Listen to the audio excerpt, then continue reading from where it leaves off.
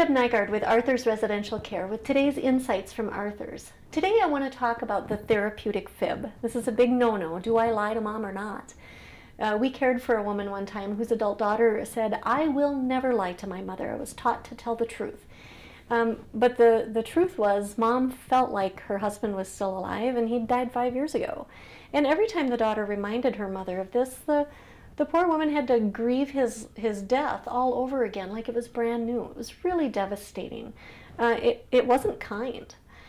The Alzheimer's Association came up with a great term that I think hits it right on the head. They call it the emotional truth. The truth that you speak to your loved one with dementia is what they can handle emotionally. And what this woman wanted to do was simply talk about her husband. She loved him and she wanted to have him be a part of the conversation.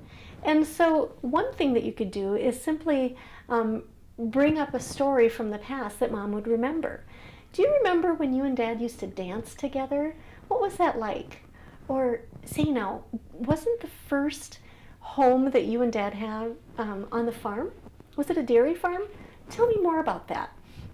We had another gal that we cared for who would ask where her husband was about every 45 seconds.